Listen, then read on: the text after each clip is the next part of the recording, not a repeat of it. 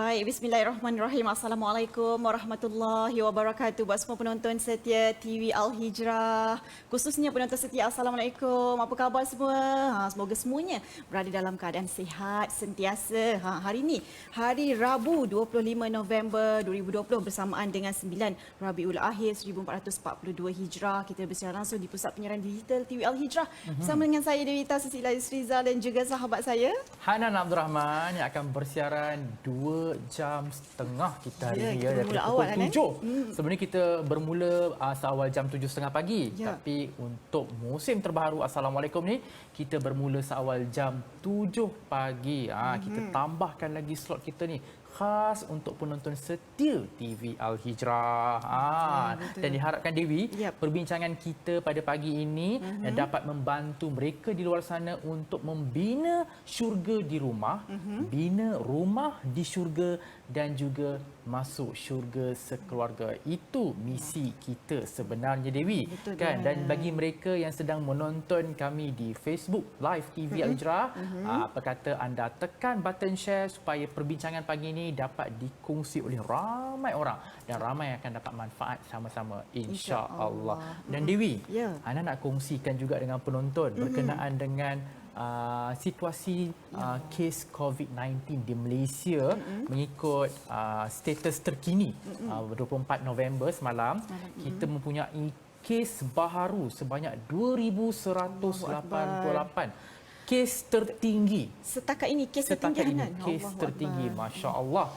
Dan ini mengumpul jumlah terkini kes aktif COVID-19 iaitu 58,847. Tapi, Dewi, kes sembuh juga merupakan kes yang tertinggi semalam.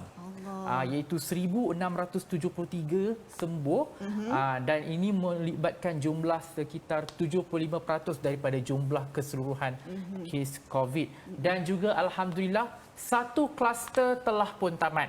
Alhamdulillah. Kita ada satu kluster telah pun tamat iaitu kluster bah layangan dan kita ada lagi 167 kluster yang masih aktif. Jadi kita punya semangat juang ni, jihad menentang COVID-19 masih belum tamat.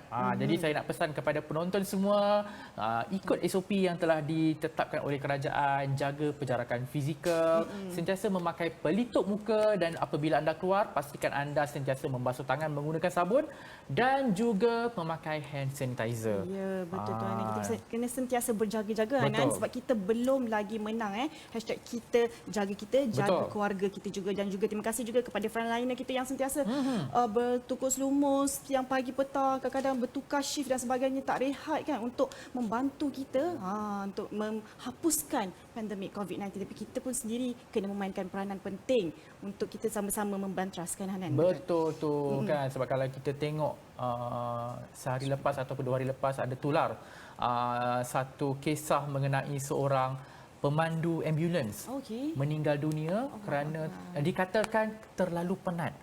Masya-Allah. Kita ingatkan pemandu ambulans ni macam yalah apa sekadar kalau memandu saja kan.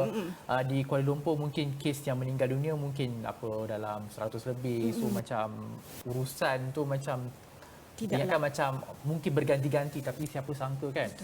Tapi dikatakan kan, tapi ajal kan, Allah dah tentukan, itu bahagian dia. Bahagian kita macam mana pula? Jadi ini yang kita nak bincangkan kejap lagi kan, dengan tajuk yang memang sangat menarik hari ini. Jadi hari ini kita nak kongsikan satu hari satu ayat lah. Siapa nak baca ni? Okey, bagi Dewi baca dulu lah. Dewi baca dulu. Okey, kita ada satu hari satu ayat yang kita nak kongsikan kepada penonton-penonton hari ini, iaitu daripada surah Al-Mu'minun ayat 112 hingga 114. Okey, Dewi bacakan. Firman Allah, Berapa tahunkah lamanya kamu tinggal di bumi? Mereka menjawab, kami tinggal di bumi sehari atau setengah hari. Maka tanyakanlah kepada mereka yang menghitung. Allah berfirman, kamu tinggal di bumi hanya sementara sahaja jika kamu benar-benar mengetahuinya. Allahu Akbar. Maknanya hidup ni sementara je, Hanan. Betul. Kita hidup kat dunia ni sementara je. Yang kekal dia adalah di akhirat kelak, adalah di syurga kelak. Allahu Akbar. Nanti bersama dengan kita kan, kita bersama yang kita hari ini, Hanan, yang akan membincangkan topik kita pada hari ini, selagi nyawa di kandung badan. Ya, kita ada Ustaz Muhammad Syahri Abdul Rahman yang merupakan jurulatih utama Tadabbur Center. Assalamualaikum Ustaz. Waalaikumsalam Sihat? warahmatullahi wabarakatuh. Sehat walafiat. Alhamdulillah, Alhamdulillah, sihat, kan? Ustaz. Kalau Ustaz dah di pentak Assalamualaikum ni sentiasa curious, sentiasa bersemangat kan. Jadi Ustaz, tajuk kita yang dibincangkan pada pagi ini iaitu selagi nyawa dikandung badan. Jadi bertepatan dengan surah Al-Mu'minun ayat 112 hingga 114 tadi kan. Jadi Dewi tadi dia dah bacakan terjemahan. Tapi mungkin penonton nak tahu dengan lebih lanjut makna-makna tersirat. Kita nak minta Ustaz tadabbur sedikit ayat ni. Dipersilakan Ustaz. Bismillahirrahmanirrahim. Assalamualaikum warahmatullahi wabarakatuh. Waalaikumsalam. Alhamdulillah rabbil alamin wassalatu wassalamu ala asyrafil mursalin wa ala alihi wa sahbihi wa barik wa sallim. Terima kasih pada Hanan dan Puan Dewi dan seluruh para penonton TV Al-Hijrah. 7 pagi dah berada di hadapan kaca TV dan dapat pula bertemu dengan ayat-ayat suci Al-Quran yang telah dibacakan tadi. Ayat tadi bercerita tentang salah satu daripada bentuk penderitaan ahli neraka. Ketika mereka diseksa, para malaikat akan bertanya, berapa lama kamu hidup di dunia dahulu? Nyatakan berapa tahun? Malaikat bertanya bukan kerana nak tahu. Malaikat bertanya kerana yang dipukul, yang diseksa meraung-raung meminta agar dikembalikan ke dunia.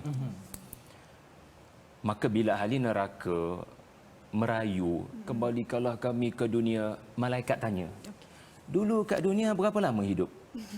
Berapa tahun? Malaikat tanya berapa tahun?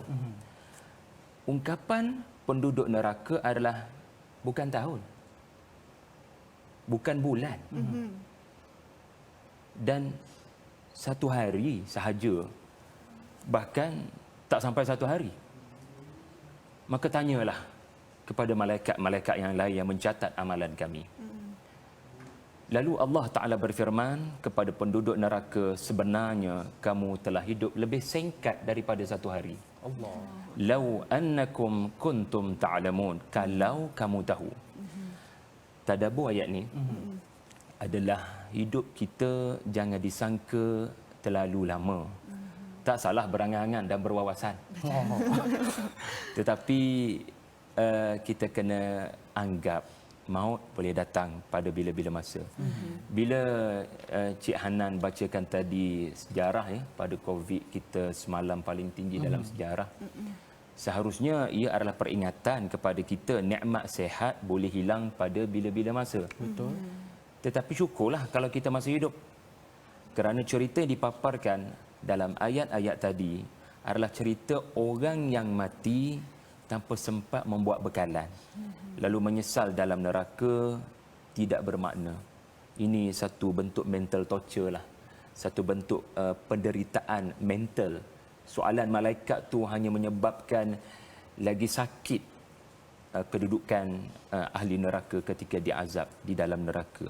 Allahumma la taj'alna minhum. Moga Allah pelihara kita daripada berada dari kalangan orang-orang yang berkata seperti yang disebutkan dalam ayat tadi.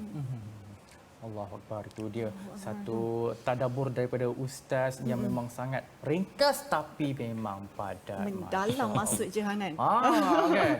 Jadi Ustaz, kita pun selalu dengar mengenai rebut 5 perkara sebelum datang 5 perkara. Bah, kata lagu Raihan lah Ustaz kan. Ingat 5 perkara sebelum datangnya 5 perkara. Jadi Ustaz, berkaitan dengan rebut 5 perkara sebelum datangnya 5 perkara ni kan. Mungkin Ustaz boleh terangkan fokus kita hari ini pasal yang rebut 5 perkara sebelum datang 5 perkara.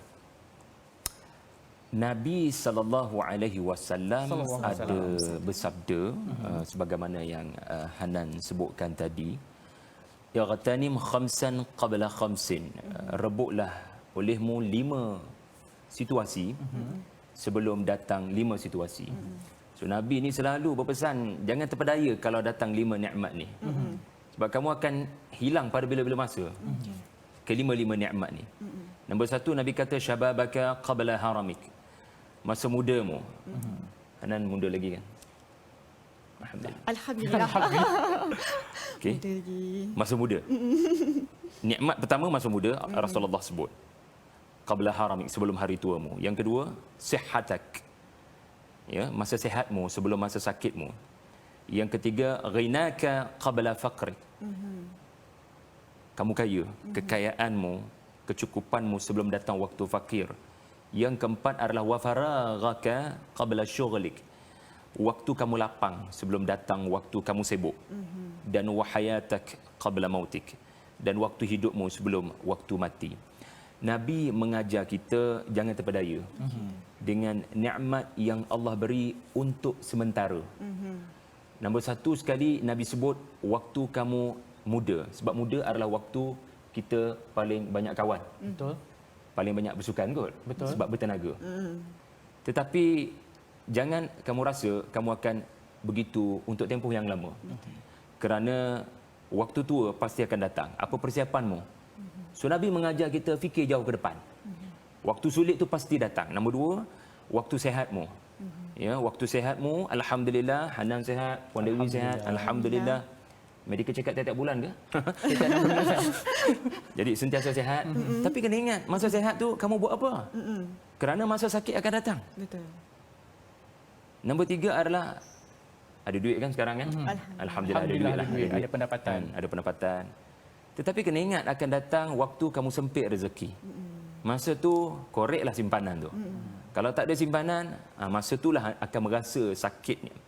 Nombor empat, waktu lapang. Jangan tumbang dengan melakukan perkara seperti perkara sia-sia.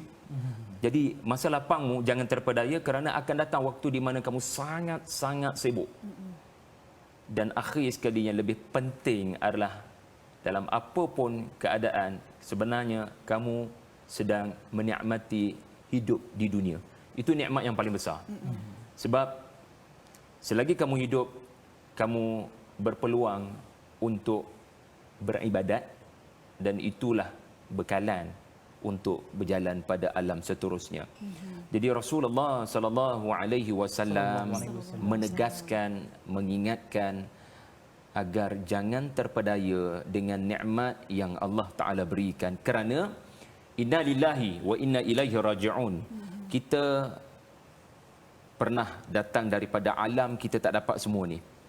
Dan Allah Taala boleh menarik pada bila-bila masa nikmat ni. Maka pada waktu kita dikurniakan 5 nikmat ini, maka gunakan sebaik mungkin untuk membina kekuatan sebagai hamba Allah. Bila waktu kita haramik, bila waktu kita tua, berapa ramai yang sudah tidak mampu menunaikan ibadat dengan baik. Bila sakit, berapa ramai yang sudah tidak dapat menunaikan ibadat dengan baik. Masa fakir, dah berapa ramai tidak dapat menunaikan ibadat dengan baik. Masa sibuk, berapa ramai yang meninggalkan solat fardu. Dan mati, berapa ramai yang menyesal bila maut datang di hadapan mata. Jadi itu mesej Nabi lah daripada 5 perkara yang manusia tidak boleh alpa dan tidak boleh lupa. Allahu Akbar. Itu dia mesej yang betul-betul kita kena ingat kan Hanan kan. Jadi Hanan bila cakap mengenai 5 perkara ni kan Hanan, kita akan teringat itu semuanya adalah masa. Itu semua berkaitan dengan masa kita. Jadi kalau dalam surah Al-As pun popular dengan maksudnya demi masa sesungguhnya manusia kerugian melainkan yang beriman dan beramal soleh. Jadi sebab kita tak tahu kan Ustaz, sebab kita tak tahu yang lepas kita tak boleh nak back balik. Yang akan datang kita pun tak tahu masih ada lagi tak kita untuk hari esok kan. Jadi masa ni sangat-sangat penting. Kita kena memanfaatkan masa dengan sebaik-baik mungkin Ustaz. Jadi macam mana Ustaz kita nak memanfaatkan masa tu dengan sebaik-baik mungkin selagi nyawa kita di kandung badan? Puan Dewi membacakan satu surah yang confirm kita hafal lah. Al-Asri. Dan ia adalah kata Al-Imam Asy-Syafi'i surah yang kalaulah Al-Quran tidak diturunkan, melainkan surah ni cukup.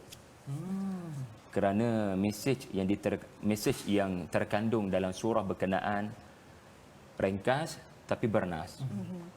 Iaitulah manusia diuji Allah dengan masa. Masa ni sebenarnya makhluk. Allah Ta'ala cipta masa sebelum Allah cipta matahari, bulan, langit, bumi. Sebab itulah Allah Ta'ala kata dalam surah As-Sajdah yang selalu kita baca, Allah ciptakan langit bumi dalam 6 masa. Fi sittati ayyam. Dalam 6 masa. Ini menunjukkan masa dicipta terlebih dahulu. sebelum terciptanya kita manusia. Dan makhluk ini sebenarnya adalah ujian kepada manusia, di mana kita tak akan boleh untuk kembali kepada masa yang dah berlalu. Ya, sekarang 7 suku pagi dengan tarikhnya adalah 25 November. Kita tak akan boleh kembali kepada 7 pagi tadi, walaupun kita berhasrat kalaulah kan, kalaulah 7 pagi tadi saya boleh melakukan sekian ataupun tidak melakukan sekian. Ia adalah makhluk yang sangat jauh, iaitulah masa yang dah berlalu. Jadi kalau suratul Asri, kita faham apa maksud al-Asri, ia bermaksud masa yang telah berlalu. Seperti buah anggur yang diperah menghasilkan air. Itulah maksud al-Asr, sesuatu yang diperah lalu menyebabkan ada hasil untuk diminum. Jadi apa jua yang berlaku kepada kita adalah sebenarnya Allah Ta'ala menguji masa yang aku beri kepada kamu, sejauh mana kamu menghasilkan, macam memerah, menghasilkan sesuatu yang bermanfaat kepada hari akhirat. Maka dalam suratul Asr, Allah Ta'ala menyebut semua orang dalam kerugian, dalam masalah besar, dalam bencana besar di hari akhirat, kecuali mereka yang ada 4 sifat. Ya, iaitulah mereka yang beriman, beramal soleh, melakukan pesan-pesan dengan kebenaran dan berpesan-pesan dengan kesabaran. Jadi tanpa 4 sifat ni, ya, bukan salah satu, keempat-empat ini, maka dia akan ditimpa masalah besar di hari akhirat nanti. Sebab itulah kesimpulan daripada suratul Asr ini adalah kebaikan yang kita terima jangan biar kita seorang saja. Kita kena watawasau bil haq, watawasau bis sabar. Kita kena sebarkan pada orang lain. Itulah sebaik-baik cara menggunakan masa. Iaitulah setiap kebaikan yang kita dapat, kita dapat beritahu kepada orang lain. Jadi share lah live pada pagi ni. Mudah-mudahan ada kebaikan pada apa yang kita kongsikan. Kan? Jadi bila Ustaz sebut live tu, saya pun nak kongsikan kan antara mereka yang baru saja masuk Facebook Live TV Al-Hijrah. Kita ada Sanimah Haji Jamin dengan captionnya Alhamdulillah Su Jalani, masa adalah makhluk, makhluk adalah ujian kepada Allah. Itu dia kan. Jadi Zaitun Kamarudin pula, jom muhasabah diri selagi nyawa dikandung badan. Jadi kan saya tertarik pula kan, jom muhasabah diri selagi nyawa di kandung badan. Tapi Ustaz, kalau kita tengok situasi di Malaysia sekarang ni kan, kita sedang dilanda pandemik COVID-19. Siapa sangka waktu kecil-kecil dulu saya selalu membayangkan 2020 ni moden Ustaz. Kan, moden, bangunan canggih, semuanya kaca. Kereta pun mungkin ada yang terbang, mungkin ada yang terbang kan. Waktu kecil-kecil kita punya wawasan 2020, tapi siapa sangka 2020 kita tak keluar rumah Ustaz. Kan, kita semuanya terperangkap dan semalam pula mencatatkan kes tertinggi. Namun Allah dah turunkan peringatan untuk kita, tapi kita ni masih leka Ustaz. Macam Dewi sebut tadi, demi masa sesungguhnya kamu dalam kerugian kan. Jadi kalau macam kita dah tahu kita ni masa singkat, tapi orang sekeliling kita ni masih leka, masih lagi main dengan game ke apa ke, sampai kalau Ustaz tahu ada yang tular baru-baru ni, anak bunuh bapa sebab bapa tegur anak main game lama sangat. Tapi itu non muslim lah Ustaz. Tapi tak mustahil situasi itu berlaku kepada muslim kan, sebab terlalu leka. Jadi Ustaz, bagaimana kita nak menegur mereka yang sedang leka ni walaupun peringatan Allah dah turunkan? Okey. Bagaimana nak menegur mereka yang sedang berada dalam kelekaan, sedangkan musibah yang terjadi seharusnya dijadikan sebagai peringatan supaya kembali kepada Tuhan. Dalam proses menegur memerlukan kemahiran. Apatah lagi orang tersayang yang melakukan perkara yang bercanggah dengan apa yang kita mahu berlaku di hadapan mata kita. Sama ada anak ataupun pasangan ataupun ibu bapa yang melakukan sesuatu yang tak sepatutnya berlaku, ya, kita jangan terlalu direct dalam menegur. Papa ni tak faham-faham lagi ke virus makin tersebar, peringatan daripada Allah. Ittaqullah Papa. Kadang-kadang kebenaran tu sampai tetapi orang makin jauh. Betul. Walaupun kita dah menyampaikan. Sebab tu suratul Asar tadi mengajar kita watawasaw bil haq sahaja tidak memadai. Perlu juga ada watawasaw bis sabr. Apa maksud sabar bila kita memberikan teguran kepada anak yang barangkali gamers ataupun ayah yang memang kaki Netflix ataupun mama yang memang kaki Shopee Bukan Shopee Ustaz. Bukan Shopee. ya, atas talian semuanya bila duduk kat rumah ni. Jadi nak tegur tu dia memerlukan kepada nombor satu sekali kesabaran. Apa maksud kesabaran? Adakah dengan berkata biasalah ada tentangan. Bila saya bagi peringatan, ya biasalah ada tentangan. Itu bukan setakat ada tentangan. Sabar kat situ adalah sabar dari sudut kamu mengekalkan emosi tenang, tidak keterlaluan dan tiada keperluan nak naik suara. Tahan emosimu bila respon yang kamu dapati tidak mengikut keinginanmu. Biasalah kita tegur kan. Lepas tu anak buat muka. Ataupun ayah boikot kita kan, ataupun jadi pelbagai reaksi boleh berlaku pada orang yang kita nak tegur, tetapi itu sepatutnya tidak mengubah reaksi pendakwa. Pendakwa jangan emosional bila apa yang kita tegur seperti tidak disambut. Maka watawasaw bis sabar adalah kita menahan mulut kita daripada mengeluarkan perkataan kesat bila mad'u tidak mahu berubah. Tahan tanganmu daripada update Facebook mengutuk ya orang-orang tertentu yang kononnya tak dapat hidayah. Ya, masuk neraka belaka ni. Jadi sabar. Watawasaw bis sabar itu bukanlah sekadar tentangan yang kita dapat, tetapi pada bicara mulutmu wahai pendakwa, bicara tanganmu wahai pendakwa, akhlakmu bila berlakunya tentangan kepada apa yang kamu sampaikan. Wallahu a'lam. Oh, itu dia kan. Tu je. Cara kita menegur, adab kita menegur. Ya. Jadi kalau yang dah kena tegur tu kalau boleh janganlah melenting pula kan. Dia pun kena sabar juga. Dia kena sabarlah. Tukang tegur kena sabar, yang kena tegur tu pun kena sabar. Betul Tuhan.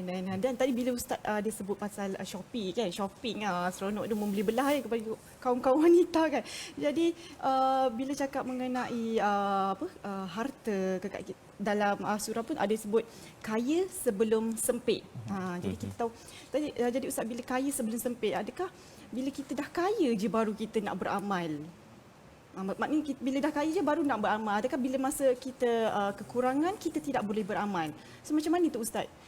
Nak tunggu kaya dulu baru kita nak bersedekah, nak tunggu kaya dulu baru kita nak berwakaf dan sebagainya. Adakah masa kita susah ataupun kita dalam kesempitan kita tak boleh nak beramal? Adakah kalau kita dalam kesempitan kita tidak boleh ataupun tiada keperluan untuk bersedekah?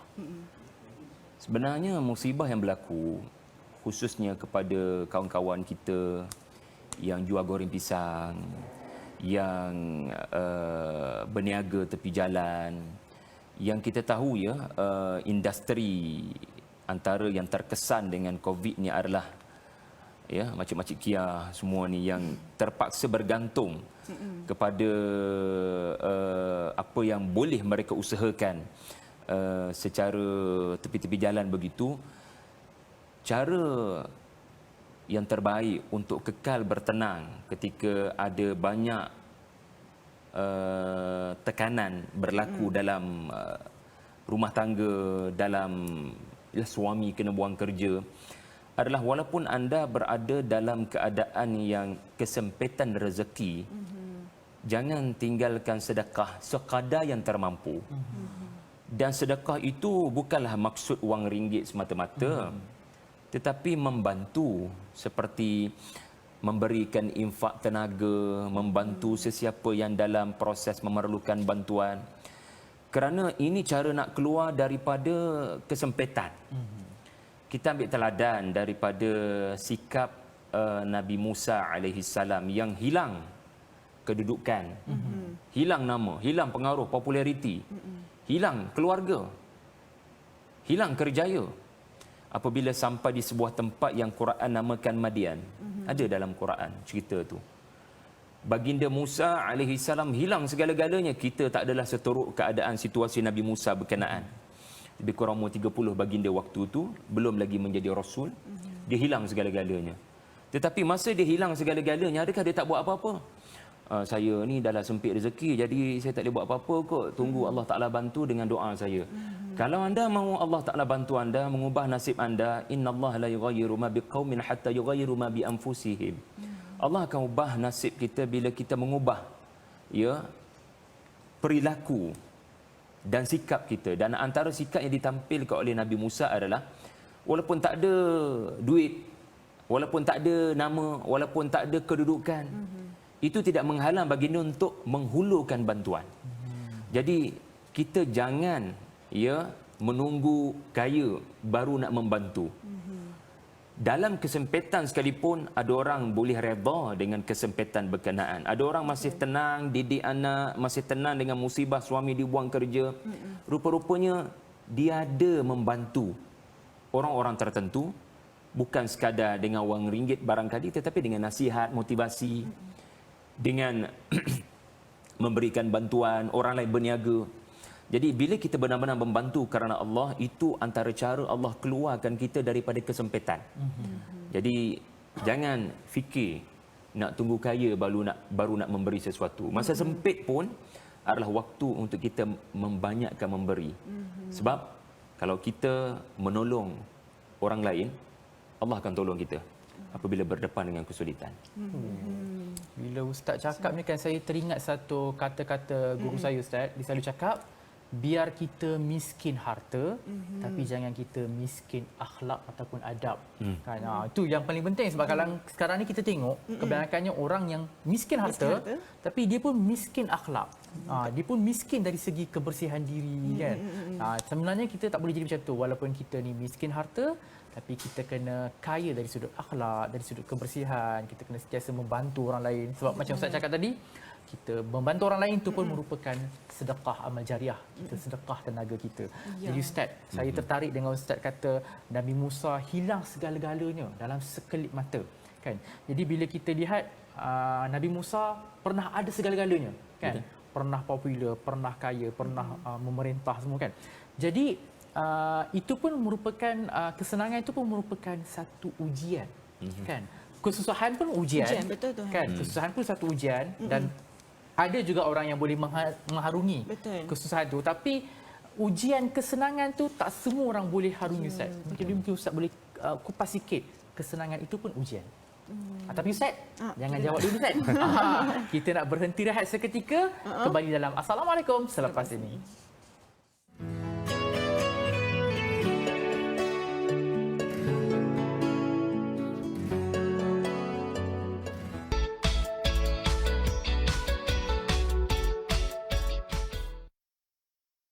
Kehidupan orang memang susah, tak ada pekerjaan, semua serba kekurangan. Jadi mereka mengharapkan bantuan luar.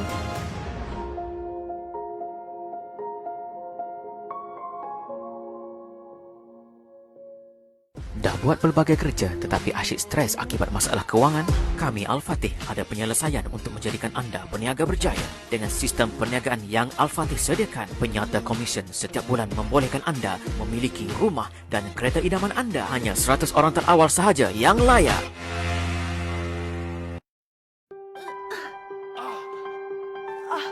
Adakah anda juga mengalami sakit belakang? Shine Elgucare dirumus dari herba semula jadi khusus untuk membantu melegakan sakit belakang dan kesihatan secara menyeluruh. Badan sihat, hidup lebih bahagia. Selamat tinggal kepada sakit belakang dengan Shine Elgucare.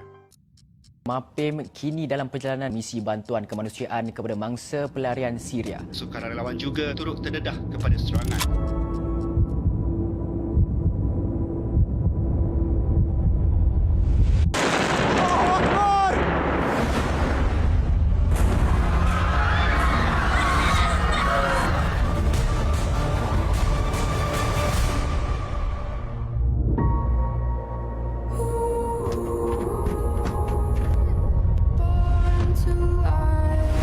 Syria masih lagi dalam keadaan yang parah.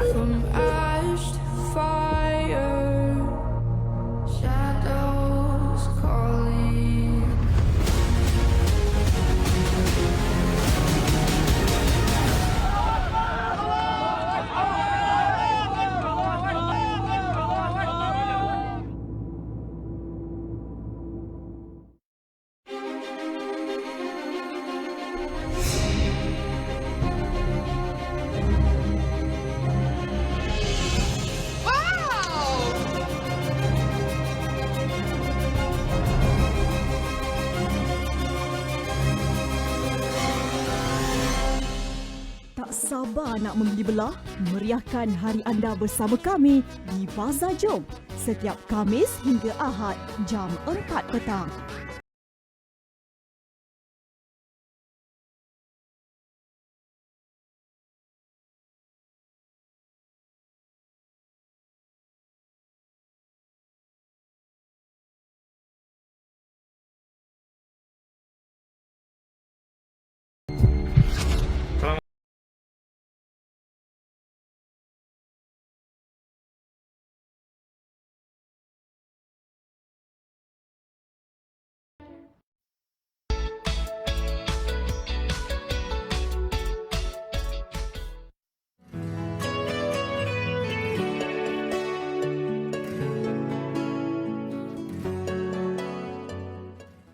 Alhamdulillah, kembali lagi dalam Assalamualaikum dengan tajuk perbincangan kita selagi nyawa dikandung badan, kan.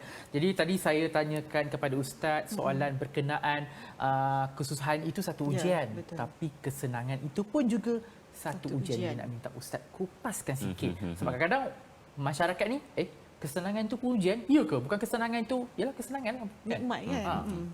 Sebab tu Hanan, Dewi, Quran memang ada cerita-cerita orang yang senang, lenang, kaya, seorang yang terkenal, popular, punya bala tentera yang ramai, petik jari, seluruh dunia akan memberikan ketaatan. Tetapi sebenarnya mereka di sisi Allah adalah orang yang telah gagal dalam peperiksaan, orang yang telah gagal dalam ujian. Insan-insan itu adalah seperti Qarun. Allah Ta'ala beri kepadanya ilmu dan kaya. Tetapi di sisi Allah beliau adalah gagal. Markahnya adalah gagal. Di dalam Al-Quran kita baca hari Jumaat cerita pemilik dua kebun. Kaya raya, punya kebijaksanaan dalam sains pertanian, dia punya kebun luar biasa, punya kemajuan, pendapatan pada setiap musim. Orang lain musim panas, musim sejuk tak boleh nak kaut untung, dia sebaliknya setiap musim. Tetapi di sisi Allah dia gagal. Sebab apa? Al-Quran menyebut ujian kesenangan lebih sulit daripada ujian kesusahan. Lagi sulit, Ustaz. Macam mana tu? Lagi susah dia. Sebab senang ni melalaikan. Betul. Susah macam mana? Sabar je lah. Ya. Macam Nabi Yusuf lah, kalau Hanan Dewi pernah dengar cerita. Abang-abang humbat dalam telaga. Buat macam mana? Sabarlah. Betul. Satu nak lawan 10. Iyalah. Gagah-gagah abang-abang. Buat macam mana? Sabar je lah. Jadi kekadang bila kita susah, prinsip kita adalah sabar je lah. Jadi kita terpaksa sabar. Tetapi bila duduk dekat Mesir, Nabi Yusuf alaihi salam kat depan wanita cantik. Semua pintu dah ditutup. Macam-macam benda boleh berlaku. Betul. Anda memilih waktu tu, nak tak nak. Senang tu. Tetapi Yusuf alaihi salam memahami senang adalah ujian. Rupa cantik adalah ujian. Disayangi oleh bos besar adalah ujian. Yusuf alaihi salam pada waktu itu. Betul, dalam Quran kita akan dapati contoh ya, dalam surah yang mungkin anak-anak kita hafal, suratul Fajar. Allah Ta'ala sebut ujian senang dulu. Yang ramai orang gagal. Baru ujian susah. Allahu Akbar. Fa ammal insanu idza mabtalahu rabbuhu fa akramahu wa na'amahu fa yaqulu rabbi akraman. Manusia ni bila kami berikan ujian yang sangat besar. Allah sebut ujian yang sangat besar. Kita dah ingat kesusahan, kemiskinan, kesakitan. Walhal ujian yang sangat besar adalah fa akramahu, kami muliakan dia. Dia ada title yang menyebabkan dia jadi mulia. Wa na'amahu, dan kami beri kepadanya berkali-kali kekayaan, kesenangan. Lalu mudahnya dia berkata, lihat Tuhan sedang memuliakan saya. Allah. Dia cuba nak bagi tahu orang yang kekayaannya tanda Tuhan sayang. Tidak semestinya engkau makin kaya tanda Tuhan sayang. Belum tentu.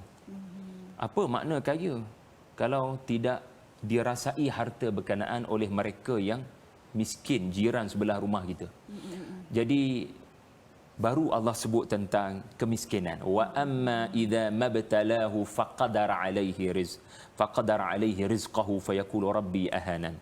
Jadi memang kalau kita baca Quran, banyak Allah Ta'ala sebut ayat-ayat di mana bila naik kapal, datang angin taufan, manusia memang mudah bergantung pada Tuhan. Tetapi bila kembali ke daratan, seolah-olah kapal terbang dah selamat mendarat, mudahnya manusia lupa Tuhan.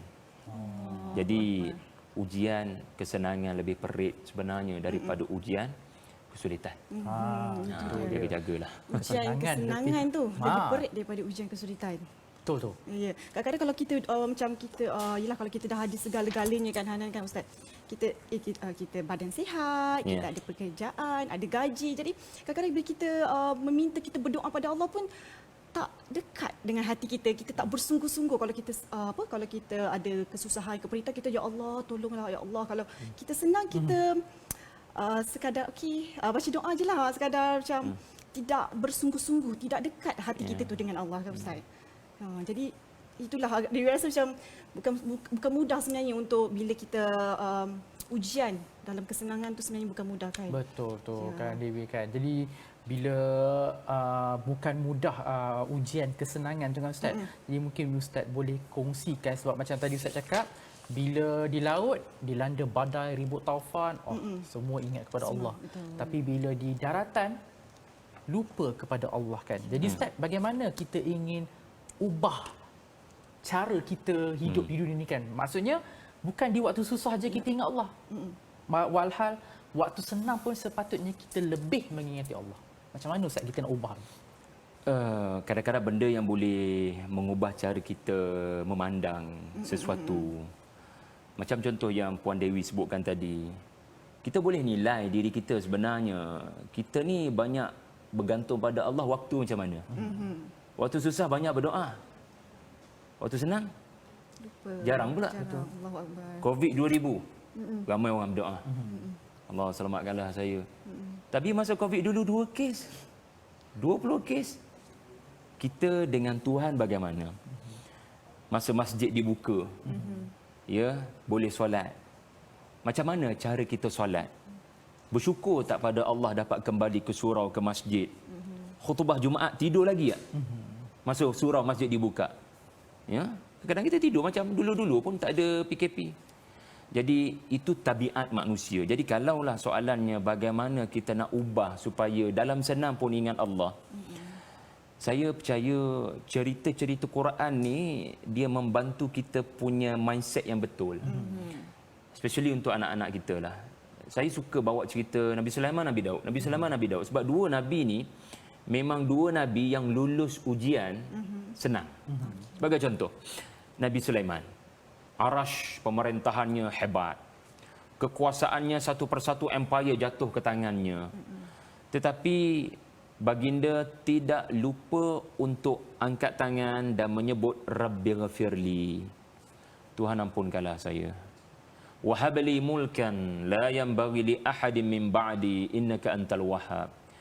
Tuhan, sayalah satu-satunya pemerintah muslim, adil dan berkebajikan kepada semua.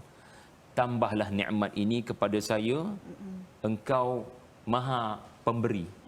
Kerana selagi semakin kau berikan kepada saya nikmat, saya semakin tahu bagaimana nak menggunakan nikmat itu pada jalanmu. Kau beri aku nikmat, kau beri juga petunjuk. Yang kita risau, kita minta nikmat. Tuhan sihatkan saya sakit. Tuhan berikan saya kaya, saya miskin. Kita minta apa yang kita hilang. Kita tak minta yang lebih utama, petunjuk. Kau minta sihat selepas engkau sakit. Sihat untuk apa? Kau minta kaya selepas miskin. Kaya untuk apa? Sulaiman alaihissalam mendidik kita, saya perlukan kerajaan yang lebih besar sebab saya tak nak tengok ada orang sembah matahari. Tuhan kurniakan saya bala tentera yang lebih ramai. Bukan sebab apa, bukan saya nak suruh dia sembah saya. Tetapi memudahkan kerja-kerja untuk menyebarkan agama di seluruh alam. Jadi tokoh penting yang mengajar kita dalam senang pun ingat Allah adalah seperti Nabi Sulaiman. Seperti Nabi Daud alaihi salam. Kadang kita kena ada partner sebenarnya. Yang boleh mengingatkan kita, abang jangan lalai sangat Hanan dah. Itu macam Saya peringatan untuk saya je Ustaz. Saya baru je nak masuk, Ustaz dah masuk dulu. Kita memang macam tadi kan Dewi sembang tadi, susah nak istiqamah sebenarnya. Jadi bila kita tahu kita susah nak istiqamah, itu sebenarnya satu kebaikan. Kita insaf, kita sedar betapa mencabarnya ni istiqamah. Sekarang kita ambil peringatan. Tapi sejak 2 jam lagi belum tentu. Maka sebab tu kena support system. Antara support system yang baik adalah kita perlu ada pasangan, kita perlu ada anak, kita perlu ada WhatsApp group, kita perlu ada page yang kita like. Yang mana bila kita tengok tu, kita buka phone, kita tak lalai, tetapi ada peringatan kat situ. Ada Quran time kat situ. Ada sesi macam ni yang memberikan kita peringatan. Sekali sehari ambillah setengah jam, 15 minit untuk menyebabkan kita ada peringatan. Wa tawassaw bil haq tadi tu. Insya-Allah. InsyaAllah. Itu dia kan. Itu dia. Allah Akbar kan. Jadi saya nak kongsikan juga di antara perkongsian di Facebook Live kita hari ini kan, yang untuk tajuk bincang kita selagi nyawa dikandung badan, daripada Syarifah Nagiah Al-Qadri. Selagi nyawa dikandung badan, topik yang bagus, suka dengan ceramah Ustaz. Allahu Akbar. Alhamdulillah. Semoga mendapat manfaatnya. Daripada Zaitun Husain. Assalamualaikum. Tersentap juga bila dengar penjelasan dari Ustaz. Terima kasih atas perkongsian. Moga sentiasa istiqamah kan. Jadi kalau penonton kat rumah sentap, saya dengan Dewi ni lagi lebih menyentapnya kan. Lepas tu kita juga ada daripada Latifah Abu Hassan. Alhamdulillah. Masitah Mansur, Alhamdulillah. Dan juga ada cakap depan TV ni, selamat pagi semua. Ujian kesusahan, sentiasa bersangka baik kepada Allah. Itu yang paling penting. Ya, okey. Bila Hana cakap sentiasa bersangka baik dengan Allah kan, sebab itu pun salah satu ujian juga buat kita kan. Jadi Ustaz, sekarang ni kita dalam masih lagi dalam pandemik COVID-19, masih lagi belum menang. So baru-baru ni kita rasanya dah hampir lebih daripada setengah tahun kita menghadapi situasi keadaan macam ni. Dan kebanyakan mungkin ada di antara kita yang kita kerja kat ofisahan kan, ada di antara kita yang kerja daripada rumah. Jadi mungkin ini kita boleh lihat itu adalah satu hikmah, nikmat yang Allah berikan kepada kita. Maknanya kita lebih masa bersama dengan keluarga kita. Jadi di sebalik musibah tu sebenarnya ada hikmah yang tersembunyi yang Allah nak berikan kepada kita. Jadi mungkin Ustaz boleh kongsikan sikit pandangan Ustaz.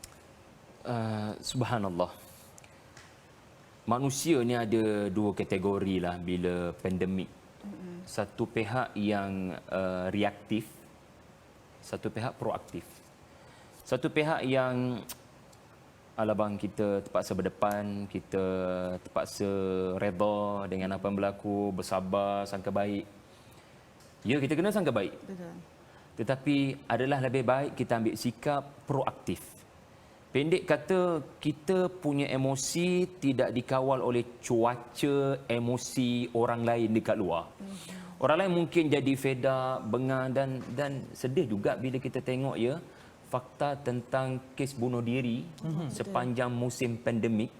Ini bukan perkara yang wajar dipandang ringan. Betul. Manusia tidak menemui bahagia walaupun work from home. Betul. Walaupun katanya makin banyak masa dengan keluarga, ternyata ada yang menderita batinnya, dalamannya. Jadi kalau kita jadi orang yang proaktif, seharusnya kita bukan sekadar bersangka baik, tetapi kita mesti mencipta hikmah tu. Allah Ta'ala menguji satu orang seperti kita dengan pandemik ini, maka kita banyak duduk kat rumah. Jadi adakah itu bermakna kita hanya perlu banyakkan berdoa, Allah Ta'ala pelihara saya dan keluarga, atau sebenarnya kita kena anggap ini wake up call daripada Allah Ta'ala untuk saya berubah dari sudut kemahiran contohnya. Betul. Mungkin selama ni saya hanya biasa buat kerja-kerja filing, komputer, tapi kerana sekarang kerja daripada rumah, saya kena jadi orang yang bijak dalam hal-hal atas talian. Jadi mungkin kena ada buku saya kena bilik, mungkin ada mentor saya kena ikut, mungkin ada beberapa part-time business saya kena buat. Jadi jangan duduk di takuk yang sama. Barangkali Allah Ta'ala nak keluarkan kita daripada satu kemahiran kepada kemahiran yang kedua, kemahiran yang ketiga. Daripada asyik duk baca satu jenis buku kepada beberapa jenis buku yang lain. Daripada asyik ambil guru dalam satu bidang Kerana COVID, kita terpaksa belajar daripada guru dalam bidang-bidang lain. Daripada maknanya, kita cuba senaraikan bagaimana sikap saya kepada musibah ini. Ya, contoh ya, bila kita makin kurang duit nak beli makanan sebab musibah, ini mengajar kita barangkali duit yang sedikit tetapi dapat membeli makanan yang berkhasiat. So, berubah cara kita pandang aspek pemakanan. Berubah cara pandang dari aspek kewangan. Duit tak berapa ada ni bang. Saving mungkin dah tak mampu nak buat kali ni. Jadi, macam mana kita nak invest? Macam mana kita nak gunakan duit? Cara kita memandang duit, kemahiran pengurusan duit berubah. Cara kita memandang pendidikan anak-anak. Sebab anak-anak lebih banyak masa di rumah. So, banyak page parenting kita kena belajar. Jadi, nak katanya, ada orang menganggap musibah ini tidak mengubah apa-apa melainkan takdir Allah, tetapi ada orang menganggap walaupun ia penjara tetapi dia jadi Nabi Yusuf dalam penjara. Dia menyebabkan peluang untuk aku buat lebih banyak kebaikan pada orang-orang dalam penjara. Ada orang masuk gua tak tahu nak buat apa, tapi pemuda Al-Kahfi duduk dalam gua, mereka diberikan Allah peluang yang mereka tak dapat kat luar, dapat tidur lena. Betul. Dan dapat pahala tidur lena 300 tahun. Dapat masuk syurga sebab tidur. Besar pahala Allah Ta'ala bagi sebab benda yang mereka tak pernah buat, mereka dapat buat bila Allah hadirkan di satu tempat yang mereka tak pernah alami sebelum ini. Sebagaimana pandemik lah. Kita tak pernah alami. Jadi pilihan di tangan anda lah. Nak jadi orang reaktif ke, emosional ke, atau orang yang proaktif. Dia cuba nampak apa kebaikan yang boleh dia buat daripada musibah ni. Jadi bila Ustaz kongsikan cerita-cerita ni, saya teringat pula ada kisah yang ialah selalu kita dengar di musim pandemik COVID-19 ni. Ramai yang hilang pekerjaan, terutamanya dalam bidang tourism Ustaz, bidang penerbangan, airlines kan. Kita dapat lihat pilot yang kehilangan pekerjaan tapi jual nasi lemak tepi jalan Ustaz. Masya Allah, sangat laku. Betul. Kan? Jadi bagi mereka mungkin inilah peluang mereka macam Ustaz cakap tadi, belajar. Untuk mengubah kemahiran yang lain. Mungkin kita anggap kita mahir bawa kapal terbang je, rupanya kita ada kemahiran berniaga. Kita tak tahu. Kan? Dari sebab tu kita menjadi kaya dan kita dapat berkongsi rezeki dengan orang lain. Insya-Allah. Jadi Ustaz, seterusnya saya kan ada satu hadis Rasulullah sallallahu alaihi wasallam bersabda, jika seseorang manusia Islam meninggal dunia, maka terputuslah segala amalannya melainkan 3 perkara Ustaz. Sedekah yang berterusan, ilmu yang dapat memberi manfaat kepada dirinya dan orang lain, dan juga anak yang soleh-solehah beramal baik dan sentiasa mendoakan kepadanya. Jadi Ustaz, kalau kita tak ada 3-3 ni Ustaz, Allahu Akbar, macam manalah keadaan kita dalam kubur nanti kan. Jadi mungkin Ustaz boleh ceritakan tentang kisah-kisah ahli kubur yang penuh penyesalan yang diceritakan dalam Al-Quran. Okey, maksudnya adakah dalam Quran ada cerita-cerita orang yang diazab, orang yang menyesal kerana dunia dahulu tidak membuat bekalan. Ya, musibah yang terjadi tidak dilihat sebagai teguran daripada Allah, tetapi musibah yang berlaku hanya dianggap peluang untuk mendabik dada pada orang. Dalam Quran, kalau kita fokus pada Quran, memang ada banyak sebenarnya, bukan satu sahaja dalil tentang wujudnya azab kubur yang ditanyakan Hanan tadi. Sebagai contoh, kalau tuan-tuan ada Quran tu, buka muka surat 203. Di mana pada ayat 101 Allah Ta'ala sebut sanu'adzibuhum marratain, ayat 101. Di mana orang munafik Allah Ta'ala kata akan diazab 2 kali.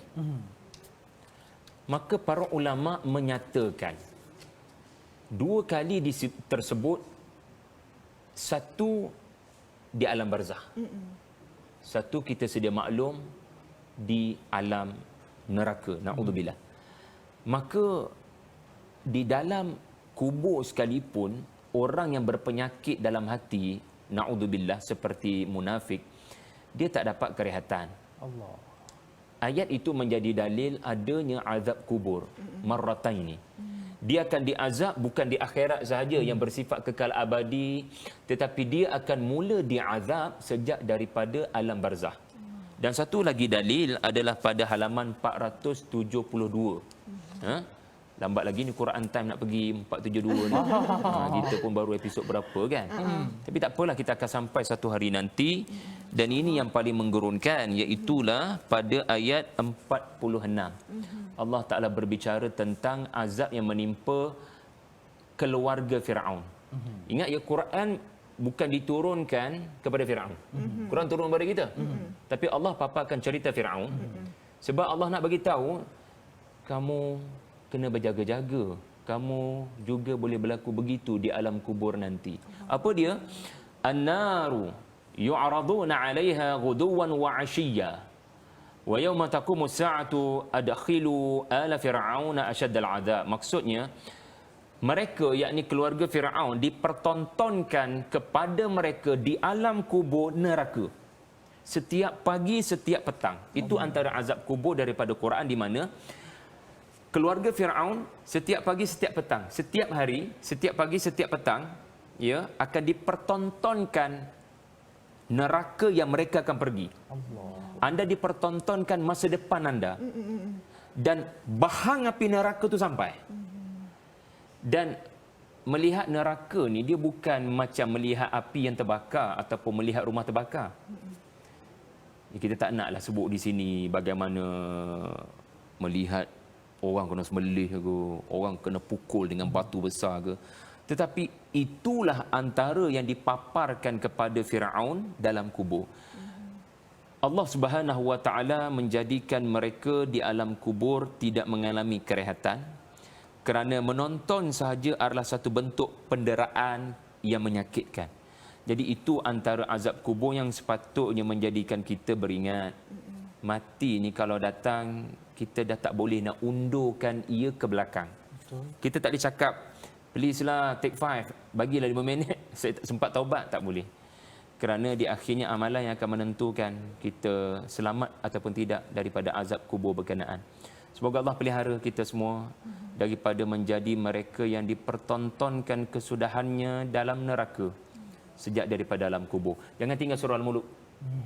Surah Al-Mulk. Surah Al-Mulk. Kerana Ibnu Mas'ud radhiyallahu anhu berkata, ya, ia boleh mencegah daripada azab kubur. Itu dia. Hanan jangan tinggal, insya-Allah. InsyaAllah saya akan cuba. Lepas ni kalau kena hafal lah surah Al-Mulk tu kan. Supaya kita lazim melazimi dia kan. Seterusnya. Dan apa, dia cakap surah Al-Mulk tu biasanya kita akan baca pada waktu malam kan Ustaz kan, sebelum tidur. Kan, okey. Saya akan cuba amalkan insya-Allah. Lepas maghrib pun boleh. Lepas maghrib pun boleh. Asalkan dah tak ada sebarang komitmen. Betul.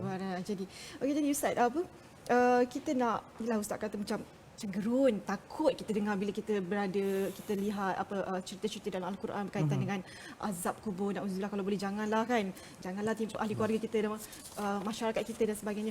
Jadi Ustaz, mungkin Ustaz boleh bagi tahu mungkin apa amalan atau doa, amalkan doa-doa selain pada surah Al-Mulk, apa doa yang boleh kita amalkan supaya kita sentiasa dalam keberkatan masa. Maknanya masa yang ada sekarang ni kita dapat manfaatkan dengan sebaik mungkin. Sebelum saya kongsikan doa, pesanan saya pada saya dan kita semua, kalau Dewi tanya pasal berkat amal yang kita buat, benda basic sebenarnya, tapi jangan lupa je baca bismillah. Kita baca bismillah nak makan. Betul. Baca bismillah masa bila lagi? Masa buka Quran. Tetapi masa memulakan kerja, masa buka iPad, masa melangkah masuk pejabat, masa nak mulakan mesyuarat, itu sebenarnya perkara sunnah yang sering dilupakan. Bismillahirrahmanirrahim telah menyebabkan satu empire jatuh pada Nabi Sulaiman. Berdasarkan surah An-Naml. Dalam surah Nabi Sulaiman tu dia mention, innahu min Sulaiman, innahu bismillahirrahmanirrahim. Bismillah je Nabi Sulaiman tulis. Tetapi surat itu barakah bismillah. Barakah bismillah, Allah datangkan rezeki yang kamu takkan sangka. Itu antara contoh barakah dalam hidup. Di mana jatuhnya kerajaan Sabak tanpa peperangan kepada Nabi Sulaiman. So never underestimate kuasa bismillah. Dan kalau doa supaya Allah Ta'ala terus bagi saya peluang buat amal, ya Allah Ta'ala kalau nak datangkan mati pun biarlah ada tanda. Jangan datang mengejut, takut sangat kalau datang mengejut ni tak sempat taubat. Taubat ada tapi tak nasuha, tak betul-betul. maka yang boleh saya sarankan adalah tuan-tuan, muka surat 388, someone tolong komen di ruangan komen tu, muka surat 388, iaitulah suratul Qasas, surah 28 ayat 24. Jangan tinggal doa Nabi Musa ni. Rabbi inni lima anzalta ilayya min khairin faqir. Follow saya. Rabbi inni lima anzalta ilayya min khairin faqir. Maksudnya, Tuhanku, sesungguhnya aku terhadap apa yang engkau telah turunkan kepada aku, yakni kebaikan, aku sangat-sangat memerlukannya. Okey, apa yang sudah Allah Ta'ala turunkan kepada Musa? Peluang membantu orang yang memerlukan. Dua wanita Madian tu memerlukan bantuan, itulah yang sudah diturunkan Allah kepada Nabi Musa. Apa dia? Peluang nak tolong orang. Maka Nabi Musa angkat tangan pada Allah, Tuhan, kalau ada lagi orang yang memerlukan bantuan, jadikanlah saya berpeluang membantu mereka. Sebab saya tak nak apa-apa melainkan pengampunanmu. Sebab saya faham, kalau kau ampunkan dosaku, aku boleh dapat balik rezeki yang telah hilang daripada aku. Aku boleh dapat balik kediaman, aku boleh dapat balik keluarga, aku boleh dapat balik kerjaya. Syaratnya adalah kamu diampunkan Allah dosa. Musa faham benda tu. Yang kalau nak balik semula rezeki di musim musibah, dia adalah keampunan daripada Allah. Dan macam mana nak dapatkan keampunan daripada Allah? Sebaik-baik istighfar adalah selepas membantu seseorang yang memerlukan. Jadi doa tu jangan tinggal supaya kita terus ada peluang untuk beramal soleh sebelum masa mati datang. Masa sakit datang. Masa miskin datang. Masa tua datang. Masa sibuk datang. Jadi wallahualam. Mudah-mudahan hafallah doa tu insya-Allah kan? InsyaAllah. Jadi penonton kena ingatlah, kita kena buat 3 perkara seperti yang Ustaz cakap tadi. Kita kena sentiasa baca surah Al-Mulk untuk elakkan azab kubur. Lepas tu lazimi kehidupan kita dengan bismillah. Setiap apa yang kita buat ke apa ke kan, kita mulakan mesyuarat, mulakan kerja, apa-apa perkara yang kita lakukan, mulakan dengan bismillah dan juga doa daripada surah Al-Qasas ayat yang ke-24 tadi kan.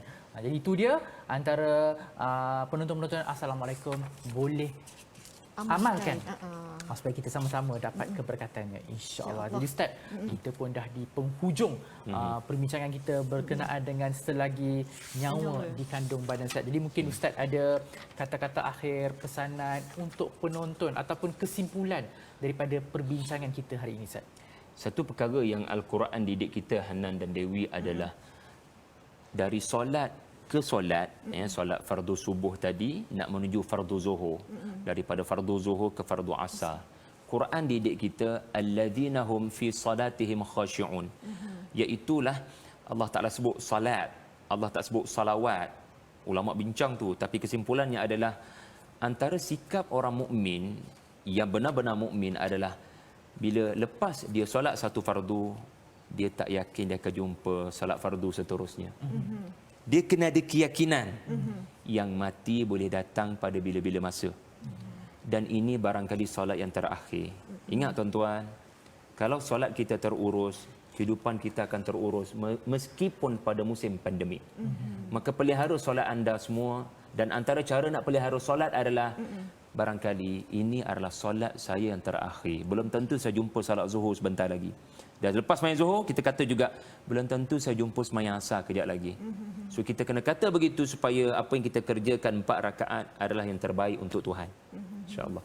InsyaAllah, itu dia. Kita kena sentiasa jaga solat kita kan. Jadi bagi mereka yang mungkin kadang-kadang solat pun celus-celus, inilah masanya untuk kita kalau boleh penuhkan. Dan lepas tu istiqamah lah kan.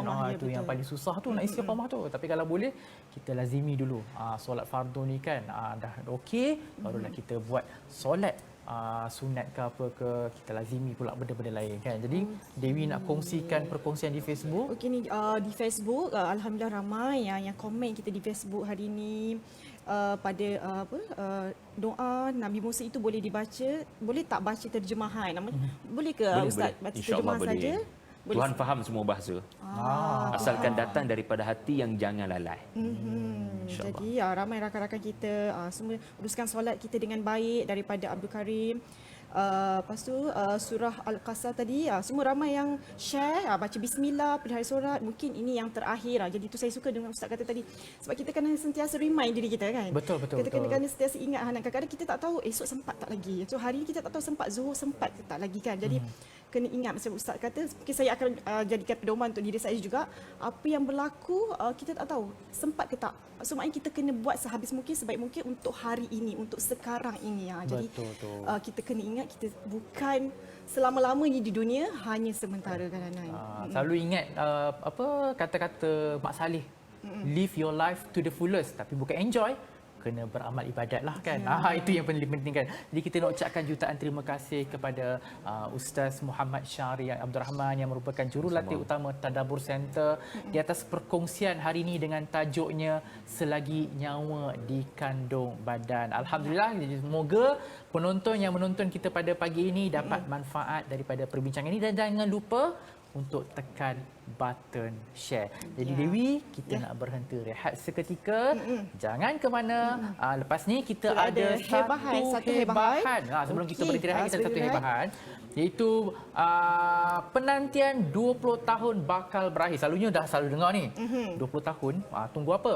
Masjid yang akan dibina di Bandar Tasik Kesumam. Jadi kini penduduk Bandar Tasik Kesumam dapat bersyukurlah kerana mereka akan melihat projek pembinaan kompleks Masjid Bandar Tasik Kesumam yang akan memuatkan lebih 3,000 jemaah, dan mereka sangat-sangat memerlukan sumbangan dana untuk menampung kos pembinaan bernilai 20 juta. Jadi sama-sama kita berinfak ke tabung Combat sebagai pelaburan akhirat anda.